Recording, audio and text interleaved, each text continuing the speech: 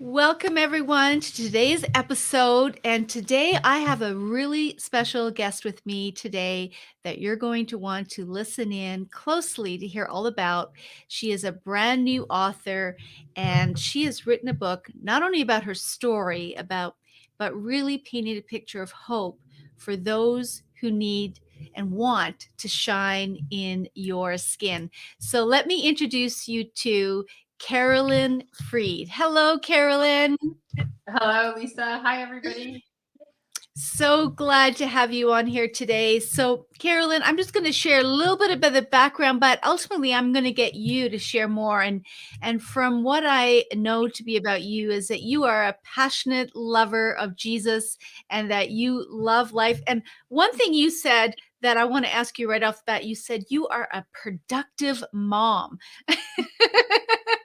Is that like a statement of overcoming or? That's an unusual way to define yourself. So tell me what you mean by that. You absolutely nailed it. It's funny, this after when I was preparing for this, I was like, God, I'm like, how do I even introduce myself? And the word productive mom came up again. So I have 3 kids. My husband works shift work. I'm a wife. I'm a mom. I co-lead a women's ministry at our church. And life can be really overwhelming. 3 kids are all active in sports and busy with school. And I was always saying, oh, I'm a busy mom. I'm busy. And the Lord actually corrected me while I was writing this book. And he says, you're not busy, you're productive. And yes, I am, because busy, we can get busy doing things. And busy isn't always a good description of something. Mhm. Like to be busy, but the Lord really highlighted the productiveness behind my efforts. So since then, I have learned to correct myself, or I don't even like use the word busy anymore. I am a productive mom with 3 children, and I'm a productive wife. That is so cool. I love it. I love it. Thank you for sharing that. Yeah. So, Carollyne, you have accomplished something during this time of when the whole world is in lockdown, the whole world has gone through global transition. You were productive in producing something that is like a baby, but it's your first book, and it's called Shine in Your Skin. And I would love, first of all, before we get into kind of what this book is about, tell me what that title means. Like, tell the listeners, what does that mean, shine in your skin? For a long time, I struggled with many insecurities. Mm. A long time ago, I actually did a network marketing company, and the Lord highlighted that name to me about inner growth. Mm. And that was my business name back years ago when I did network marketing. And I learned a lot in that season of my life. But into this new season, and where the Lord, I felt like, wanted me to go, he highlighted this scripture to me that everyone knows, Isaiah 60. Arise and shine, for your light has come, and the glory of the Lord rises upon you. That has been golden to me, because throughout this season, and what I feel is coming from this book, is the heaviness that we put on ourselves, just like that word busy. Sometimes we can characterize ourselves or group ourselves into areas of unworthiness, of Mm. unforgiveness.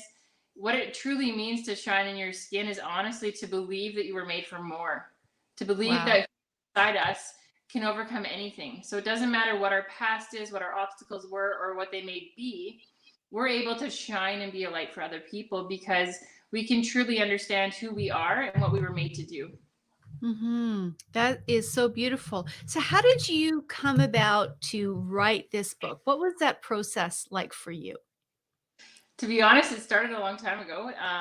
The Lord told me a couple years ago, when I really started seeking Him, He wanted me to write a book, and I laughed it off and I argued for a long time, and then I felt like the Lord actually wanted me to write my testimony.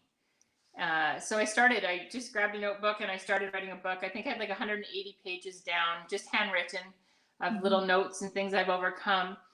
And I said to the Lord, I said, this is never going to end. Your goodness is always there. Mm. My testimony is going to be till the day I die. And even after that, my legacy. So I'm going to put this aside. So I Mm. put this part down. I've never actually reopened that book. I never, even throughout writing Shine in Your Skin, I didn't open that. But I did actually. I ended up getting sick with COVID. And in that time, the Lord told me as soon as I was healed, I was to share my story on Facebook Mm, and go live, because a lot of people had fear yeah. about the virus. And Mhm. I was sick, but I was okay. And I still had hope, and I was able to pray for people. So I was able to be a light, even in a time when I wasn't really feeling my greatest. Wow. And the Lord had said to me right after that, He says, "You're not like to pull off social media." Um, my time was done there for a season. Mm. And He said, "You're going to write your book now." And I had no idea. I said to my husband, "I'm going to fast off social." I said, "God wants me to write this book. I've already tried it and I didn't succeed. So I'm not sure what He's going to do." So a few days off social, and I was fasting and praying.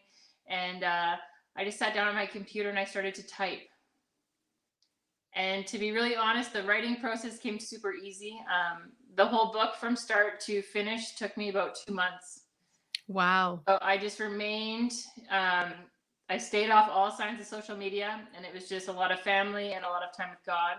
And He highlighted different areas that He really wanted me to focus on for this book and for Mm. this season for me, but I believe for others as well. To just really pull in to certain areas of my testimony that I was able to overcome because of my faith. Mm. That's so good. Wow. That should give hope to people who think it has to take a long time to write a book. Just focus and follow through. I love that. So so parts of your testimony are in this book as it relates to shine in your skin. So tell me a bit about what aspects of this journey for you, and even as you're writing it, sometimes things can come up and resurface. I know as you're writing your story, especially if it's the first time we're putting it in print. Were there any challenges that you were faced with even as you began to put that into print, put that on paper as part of your journey? Anything that came up for you in that? Absolutely. So actually, I laugh now. At the time, I cried. Um, but I said to my husband one day, he came home and I was writing a chapter. I don't actually even know what chapter it falls into right now, off the top of my head, but it was about my son. So when I was Mm, pregnant with my son, I had a concealed abruption. I was losing so much blood internally. There was a lot mm, going on. He was at the time we lived in Medicine Hat. He was airlifted to Calgary. When he was born, he was completely flatlined. They wow, assumed, at their best guess, he was probably gone for between 4 to 6 minutes. And wow. they said, best case, every single doctor, they said he would have cerebral palsy. So, best case scenario Mm, for our little Brody, he was going to be cerebral palsy, is what they said. And I was like, nope, we don't receive that. I understand the circumstances. So, throughout this process of Brody's birth, in writing, God was showing me all the faith that even mm, when I was not actively seeking His face, I was very faithful to know the plans for my family, and especially my wow. son at that time, and even me. But I said to my husband, I said, I don't think I read my mom's side of the story. My mom actually wrote a little blurb about it it's called A Hat Full of Miracles. And it was about blessings and miracles that happened in Medicine Hat. And they asked for a story for mine and Hmm, Brody's. But I'd never actually shared my side of what I experienced or what I felt. So when I started writing this, the Lord really healed me, because I said to my husband, I said, I almost feel like I had PTSD going mm, through it all as I'm sitting down and I'm writing, and I'm all of a sudden these emotions that I've never dealt with, I didn't even know I had them, are mhm. coming to surface. Yeah, And it was incredible. It was hard, but yeah. I took a few days. I prayed. I walked away from that chapter, and I said, Lord, like, I'll come back, but I need time, Mhm, because I had never actually fully allowed myself to work through what I felt, what my body went through as a mm, mother, and for my son. So it was incredibly healing wow, in an area I didn't even know needed to be healed in. wow. Thank you for sharing that. Yeah, that is so powerful. And that's often what happens when we step out in faith and just trust God and he doesn't waste the time. Like it's all for a purpose. Well, in the midst of that, one of the questions that I have as I think about your book, Shine in Your Skin, is what are some of the maybe this is for you personally, but also for people who would be reading it. Like, what were some of the roadblocks or the hindrances that you came upon in your process of learning how to shine in your skin? But for other people reading it, what are some of the things to be aware of that would stand in the way, that would threaten you from actually shining in your skin? I love that question, Lisa. That is so powerful because you want to know what it comes down, what I've learned in this process. I've read lots of your books too, and just to know, I always used to be very good at finger pointing, but it was Mm, always outwards. So there is a couple of spots in my book too where I share about marriage trouble, yeah, and I've been divorced. I got remarried, my new husband Josh, but I've learned a lot of mistakes, and yeah. I've lived a lot of mistakes that I could have ultimately not had to go through. Mm, Um, my biggest thing, honestly, is humility. wow, I can't say it enough. If you think that you're low, get lower. Like, wow. um, it's the Lord showed me a lot through this book, and I never realized it until I started again, like you said, till you start putting it out there, right? Yeah. A lot of our problems in this house and in my marriage and parenting and just in life in general came from an area where I didn't allow myself to be healed. So I held Mm, on to a lot of garbage. I carried it around. It was extra weight on me, and I never fully released it because in order to release it, it honestly would mean me looking in the mirror and saying, "You, this is on you. It's my actions, my mm, behavior. It wouldn't be Josh's or my kids or so and so down the street." It comes back mhm, to a really long reflection of yourself in the mirror to see what's inside our hearts, how we mhm, respond to people as opposed to react to them. It's a huge part of the journey, and it's mm, very humbling. It's not exactly fun, yeah. but it's a beautiful process if you can allow yourself that freedom. Hmm. Yeah, and the freedom on the other side of that, I'm sure, Yeah. is the biggest gain that we don't always see. So really what you're saying is the whole area of just taking responsibility for what's within your uh, control in terms of your choices or how you respond. Is that right? Am I reading Uh, you correctly? yeah, absolutely. Absolutely. Mm, and just really owning that to be able to walk in that place. Yeah, that is, and that covers every area of life, right? In terms of being able to walk in the freedom. Hmm. It's not blaming, because that's often one of the things that we can get caught up in is blaming. Oh, well, I wasn't brought up in this background, or I didn't have this going for me, or didn't have that, or this thing got in the way. And and And that doesn't serve. Go it ahead. can be it can be really hard. It's hard to acknowledge the way that sometimes the reoccurring problems are something. It's a root in us. It's an Mhm. unforgiveness from the past. Uh, Mm. and a big part of this shining in your skin part for me was there was a few people I needed to forgive, but I really had to learn to forgive myself. Mm. And I mentioned in the back of the book is the description is, did you think you'd be further ahead than you are? Hmm. So certain areas we hold ourselves to a higher standard Yeah. than with somebody else. We're harder on ourselves than we are on other people, and Mhm. learning to allow ourselves the same grace and the same set of forgiveness that we give other people. I was in my journey. It was I wasn't forgiving myself for many of the things I saw as failures, Hmm. and really they were stepping stones. Yeah. Right.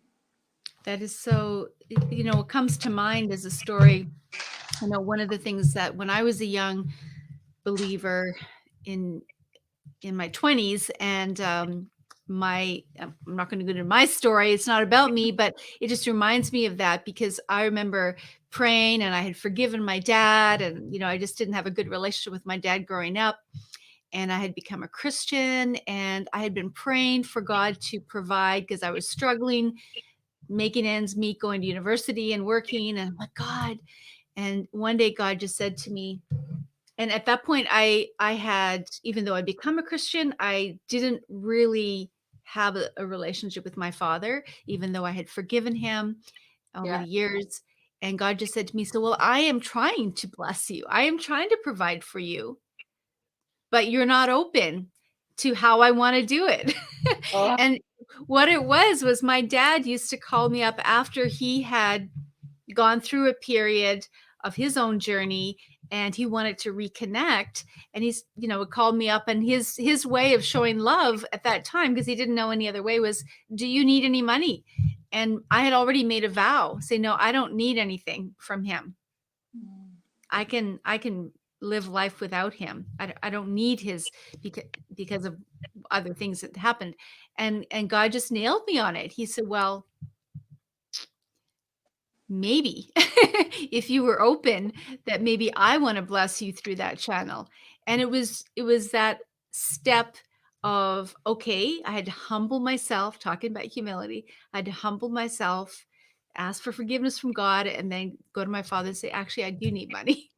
yeah. And open, and that opened the door to an amazing healing between me and my father, to the point where he later became a Christian.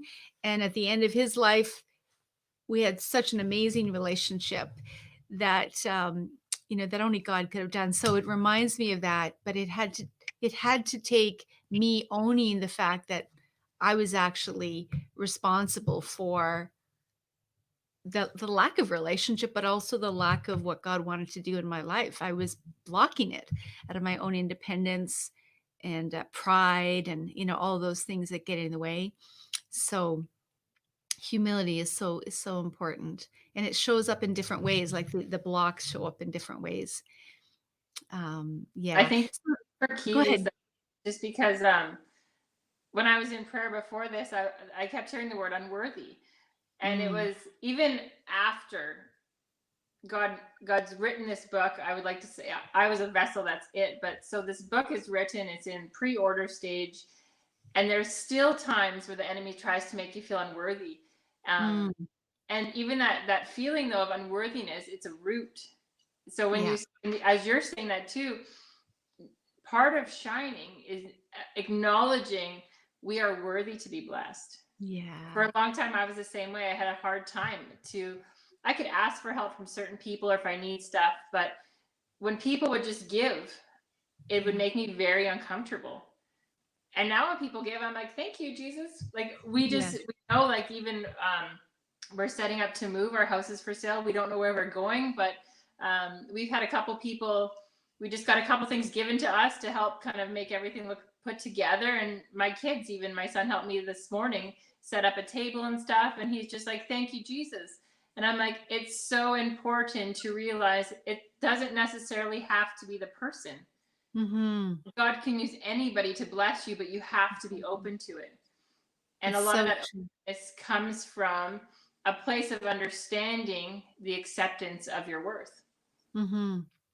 That is so true. Well, before we continue on a conversation, I just want to show where people can pre-order your book. It is at carolynefried.com, and it's Shine in Your Skin, and at $20, and you pre-order. And what's the timeline on this, Caroline? Carolyn? Yeah, that's okay. So pre-orders are in right now. You can really order anytime, but we're just Mm-hmm. looking to pre-order so that when we go to print in a couple of weeks here, that we have a good enough or good amount ordered, Yeah, and get mailed out directly through my publishing company. fantastic. And you do get And a free ebook with your purchase. you get a free ebook. Perfect. Awesome. So this is a great opportunity to even to buy for your family or friends or someone that needs this book, needs to read this story, this message, and to be able to help them overcome the blocks in their life to be able to shine in their skin. So having said that, let's talk a little bit about your journey to faith in terms of coming to Christ. Can you just give us a few minute story of how that came about? What were you like before? How you came to that point of coming to Christ, and the difference it's made in your life? Absolutely. As a young child, we were kind of all over the place. I am blessed with my family. We never per se grew up actively in a church.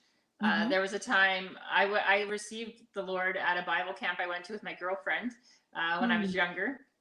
And I think it was 1993, actually, off the top of my head.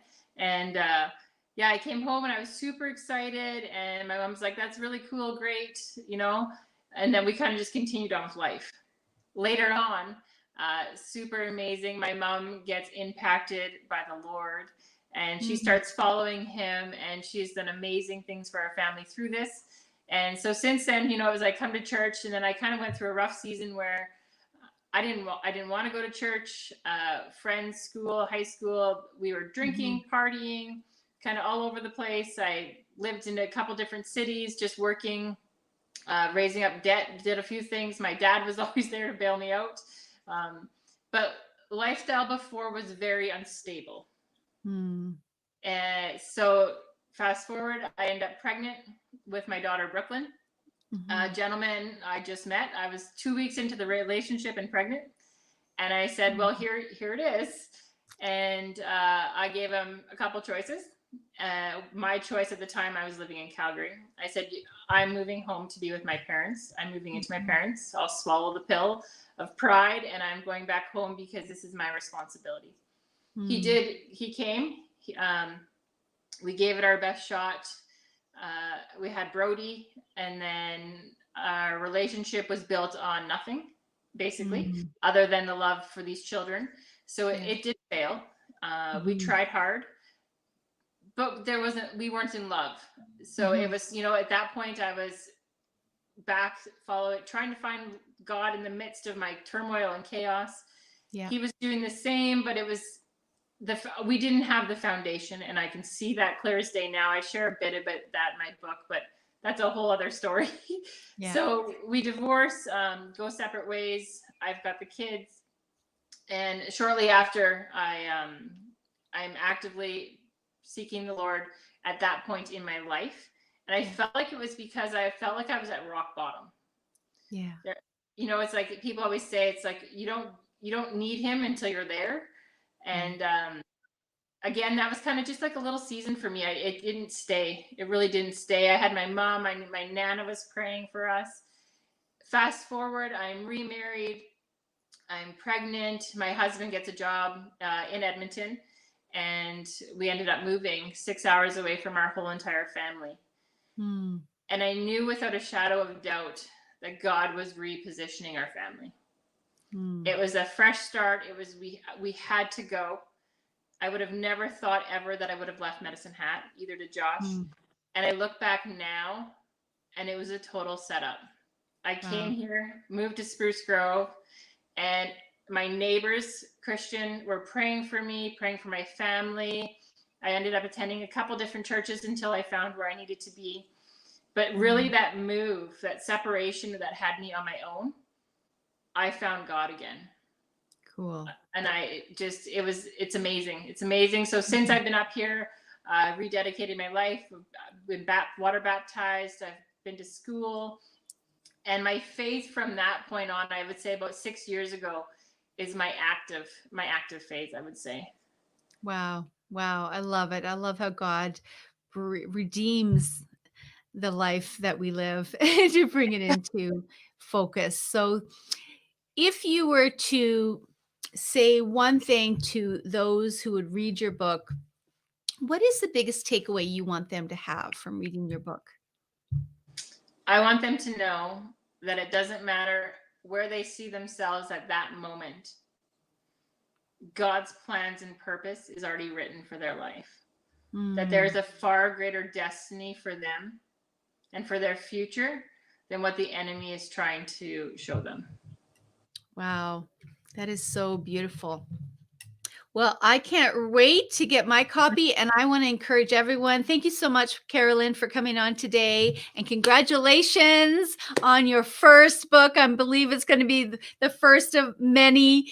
So, congratulations on that, and thank you for sharing your process and your story to inspire others. And I'm going to put back up here where people can buy your pre-order your book. But thank you so much. Thank you, Lisa, so much. You're welcome. Well, listen, if you want to get a copy of Carolyn's book, you go to her website, carolynefried.com, and pre-order. Get a few copies and give them away to your girlfriends or to people that you know need to hear this story. And if anything that she said today resonated with you, I want you to act on that. And just like she said, God already has your life destiny mapped out. The key is you embracing that and getting to know the creator of your soul and the one who cares for you more than anybody else, so that you can learn to shine your skin. So thank you for tuning in today.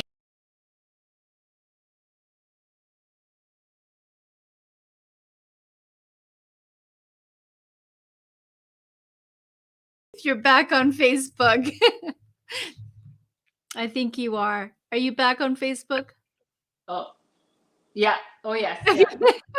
You were breaking out there. Sorry, I couldn't hear you. No problem.